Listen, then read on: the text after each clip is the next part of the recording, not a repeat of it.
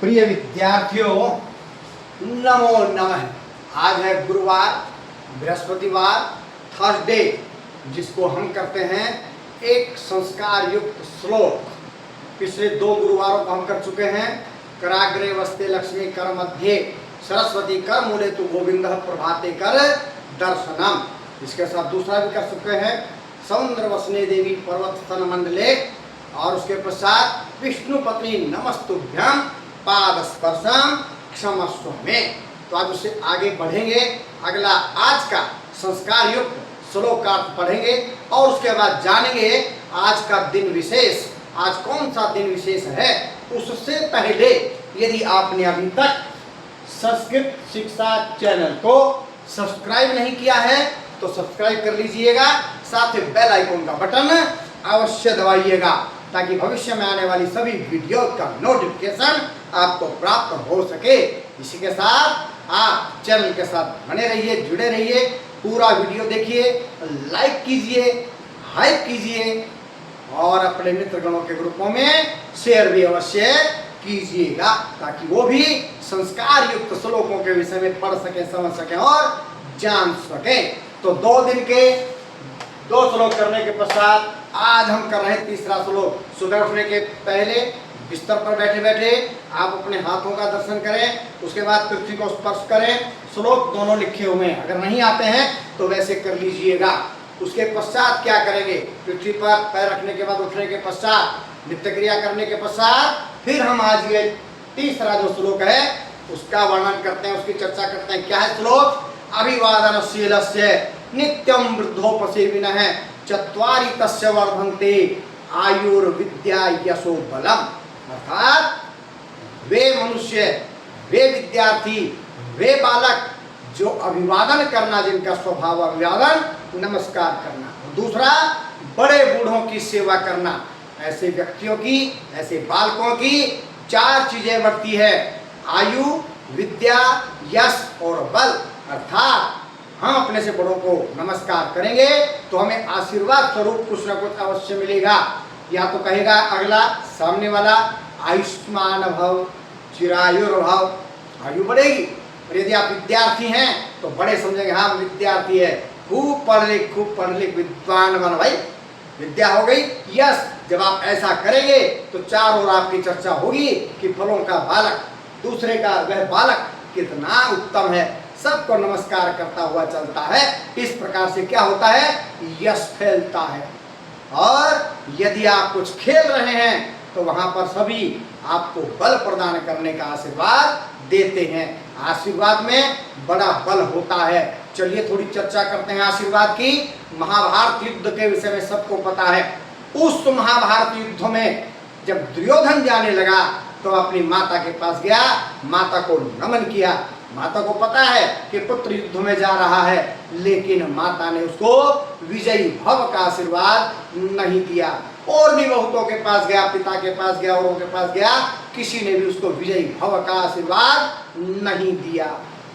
क्या हुआ तो पता है। दूसरी तरफ जब महाभारत युद्ध आरंभ होने वाला था, जब दोनों सेनाएं आमने सामने थी, तो महाराज युधिष्ठिर अपना सब कुछ छोड़ करके चल पड़े शत्रु पक्ष की ओर, अर्थात दुर्योधन पक्ष की ओर। और जैसे दुर्योधन ने दूर से आते हुए देखा कि दुर्योधन चला आ रहा है, मजाक उड़ाने लगा। ये देखिए बड़े भैया का हाथ, युद्ध आरंभ भी नहीं हुआ है, उससे पहले हथियार छोड़ करके क्षमा मांगने के लिए आगे बढ़ चले हैं। साथ में पितामह भीष्म खड़े हैं। वो कहते हैं दुर्योधन थोड़ा इंतजार करो, आने दो, पता लगेगा, इंतजार करो थोड़ा, मजाक करने की कोई आवश्यकता नहीं है। पहुंचे युधिष्ठिर, और युधिष्ठिर ने पहुंचते ही सीधे पितामह भीष्म के चरणों में नमस्कार किया। अब युद्ध का समय, आशीर्वाद दिया गया। क्या आशीर्वाद मिला? विजयी भव। जैसे ही विजय भव का आशीर्वाद दिया, दुर्योधन एकदम परेशान। निगाह, पितामह है, आप हमारी सेना के सेनापति हैं और आप दुश्मन पक्ष के महाराज युधिष्ठिर को विजयी भव का आशीर्वाद दे रहे हैं। पितामह भीष्म ने कहा दुर्योधन यही समस्या है, अगर आज तुम भी ऐसा ही करते और अपना सब कुछ छोड़ करके युधिष्ठिर के पास आशीर्वाद लेने जाते तो युधिष्ठिर से भी तुमको आज वही आशीर्वाद मिलता जो मैंने युधिष्ठिर को दिया है। तो इसलिए हम सबको आशीर्वाद लेना सीखना चाहिए। आशीर्वाद बड़े फलीभूत होते हैं। तो ये तो हुई अभिवादनशीलस्य नित्यं वृद्धोपसेविनः चत्वारि तस्य वर्धन्ते आयुर्विद्या यशो बलम्। अब चर्चा करते हैं आज के दिन विशेष की। आज है 6 अगस्त।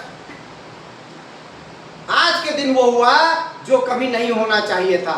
आज के दिन द्वितीय विश्व युद्ध, सेकंड वर्ल्ड वार, 6 अगस्त 1945 को अमेरिका ने जापान के हिरोशिमा नामक शहर में सुबह 8:15 बजे परमाणु बम विस्फोट कर दिया, जिसका नाम रखा गया था लिटिल बॉय। लिटिल बॉय उसका नाम था। और उसके पश्चात क्या हुआ आप सभी जानते हैं। लाखों लोग मारे गए, रेडिएशन चारों ओर फैला। लेकिन इसके पश्चात भी, इतना करने के बाद भी अमेरिका का मन नहीं भरा। 2 दिन के बाद यानी कि 9 अगस्त को फिर से परमाणु बम फेंका। कहाँ? जापान पर। किस पर? दूसरे शहर। कौन सा शहर? नागासाकी। सुबह 11:02 पर नागासाकी शहर में परमाणु बम छोड़ दिया, जिसका नाम रखा गया था फैट मैन। हिरोशिमा पर जो बम गिराया उसका नाम था लिटिल बॉय, और नागासाकी पर जो बम गिराया गया उसका नाम था फैट मैन। अब जब इतना सब कुछ हो गया तो जापान ने बिना कुछ किए सीधा सीधा आत्मसमर्पण कर दिया। लाखों लोग हताहत हुए और उसका रेडिएशन न जाने कब तक पनपता रहा, कितने वर्षों तक।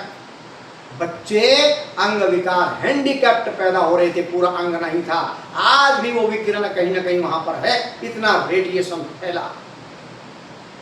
क्या ऐसा कुकृत्य होना चाहिए था? कमेंट बॉक्स में आप अवश्य लिखिएगा। और क्या भविष्य में होगा कि नहीं होगा, इसके विषय में अनेक प्रकार की मीटिंग्स हुई, लेकिन किसी देश ने भी ये नहीं कहा कि हम परमाणु बम नहीं बनाएंगे। लेकिन भारत देश ने ऐसा अवश्य कहा। क्या कहा? कि हम पहले परमाणु बम नहीं फेंकेंगे, यदि कोई हम पर करेगा तो उसके बाद हम कुछ भी कर सकते हैं। तो आशा करता हूं आज की वीडियो आपको अच्छी लगी होगी। तो मिलते हैं अगले गुरुवार एक अन्य श्लोक के साथ और उस दिन विशेष की चर्चा के साथ। बने रहिएगा चैनल के साथ। जयतु सुर भारती।